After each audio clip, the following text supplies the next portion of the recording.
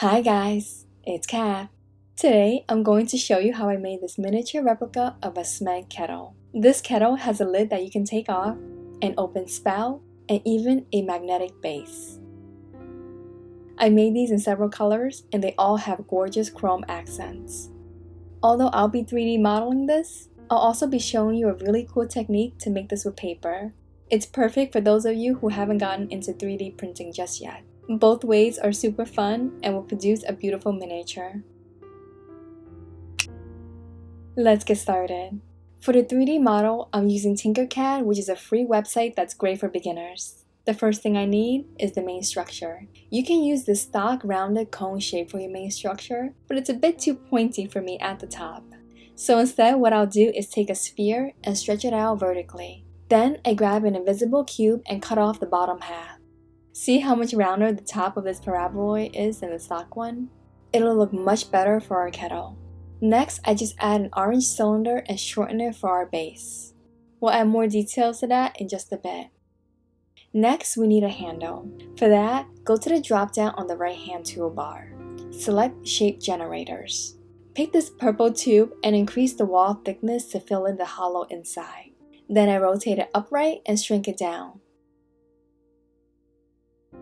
Place this on the side of our kettle. Now I play around with the length of the handle until it looks right. Make sure to flatten the tube by shortening it vertically. Then I change the angle of the handle until it matches the curve of the kettle. Let's make the inside of this shape hollow. To do that, I just make a copy of the shape and turn it invisible. Shrink it down a bit and put it inside the shape. You can't see it now, but you will in just a second. Next, I grab another invisible cube and cut off the top area where the lid will be. Now you can see that the inside is hollow from the shape that we added. For a rounded, less pointy lid, I grab this half sphere shape. Shrink it down until the circumference matches the top of your kettle opening. I also flatten it for a more realistic look of a lid. To make sure these two pieces fit together perfectly, I lift the lid just a bit and grab an orange cylinder. Place the orange cylinder inside the kettle, making sure it fits the opening. Shorten the cylinder and lift it out of the kettle just a little bit. Then bring your lid back down. Move the kettle out of the way so you can combine the cylinder with the lid. Now this is a perfect fit for the kettle. For the base, I grab an invisible cube and stretch it out so it's a rectangle. Place it on the bottom center of the cylinder and make a copy of it. Turn that 90 degrees and place it perpendicular to the first rectangle. This is kind of like a plus sign underneath the cylinder. Cut it away, and now you have legs for your base. Next up is the spout. For that, I'll be using this yellow prism. Turn it upside down and rotate it 45 degrees. Place it on the top lid area of the kettle across from the handle. I play around with it until it looks just right. I'm sorry I'm eyeballing a lot of this, but sometimes that's just how my creative process works. Then make a copy of that shape, turn it invisible, and pull it away from the spout. I use that to cut away all the excess material from the prism.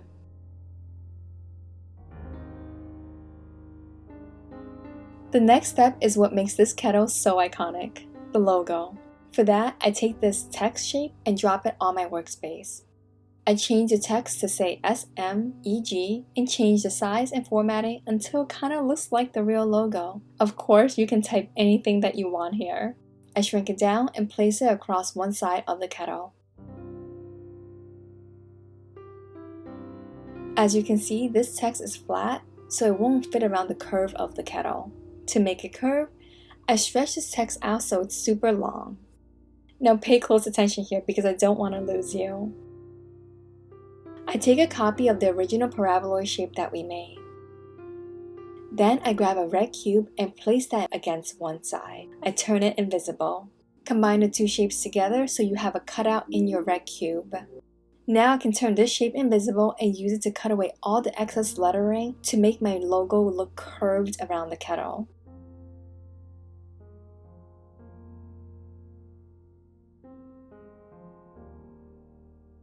This is a really neat trick and one that's super useful in so many designs.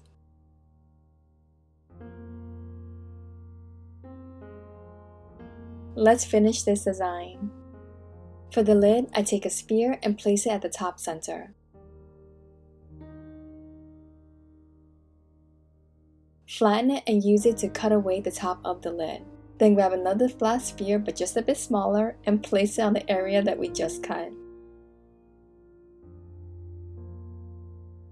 This prints beautifully with minimal support and looks good even before painting.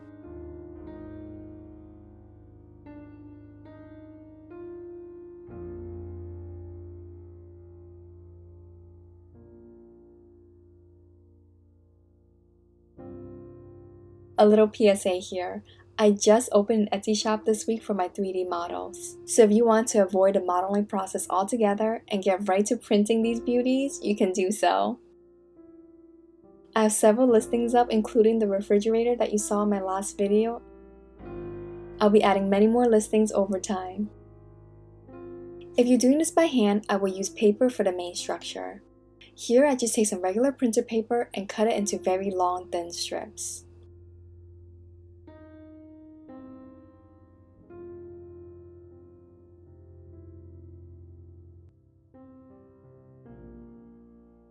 Then I take a thin stick such as a toothpick or a needle or a thumbtack or whatever you have on hand. Roll the paper around the needle.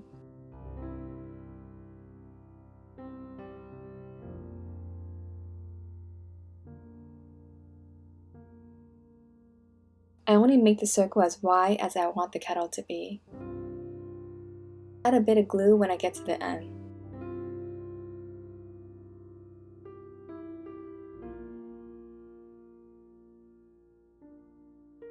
Then push it from the center so you create this hollow dome. You can make this shorter or taller.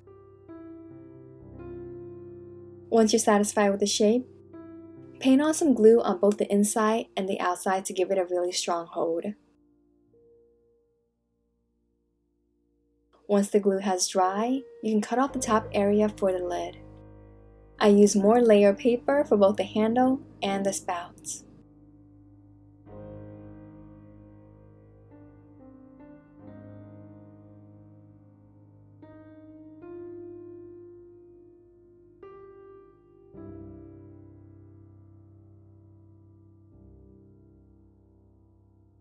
For the bottom, you can use another rolled up circle or a really thick piece of paper.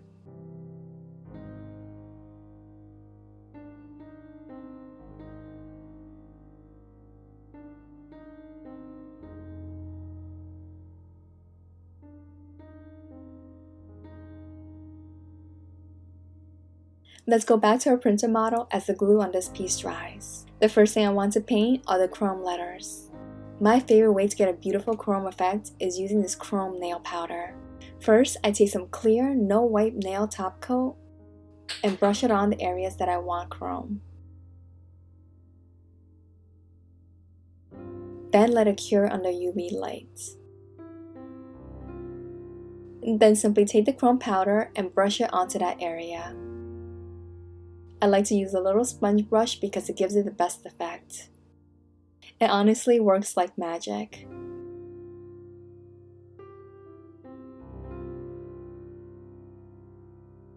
I do the same thing for the base, the handle, and around the top lip of the kettle. Don't worry, I'll be listing all the supplies that I use in the description so you don't have to go searching. I also add on chrome to the top center of the lid.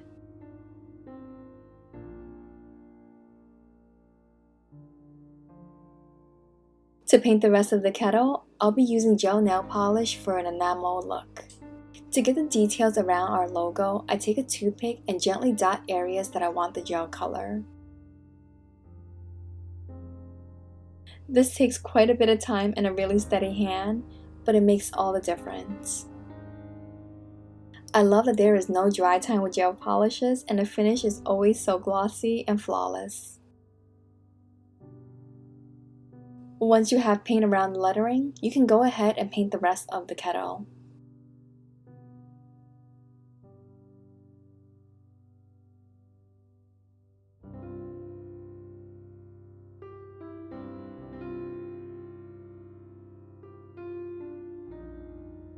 For the lid, I just add 1 dot of paint in the center and a coat around the edges.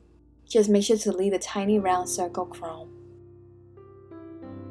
Okay, final step. To take this project up a notch, I decided to make the base magnetic. For that, I'll be using these small round magnets. This step is optional, but I love to do this because it gives the kettle some weight and a really cool effect. Grab a small cylinder and shrink it down so it's only 5 millimeters wide and use it to cut a hole in the middle of your base. This is where we will put a magnet. To attach metal pieces, I always use JB Weld metal epoxy. I put a magnet in the hole that we cut in the base and generously add in the epoxy.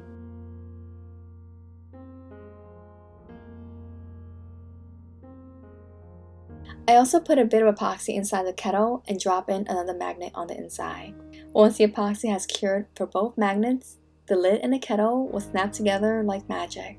I love this effect, and it's honestly my favorite part about this entire project.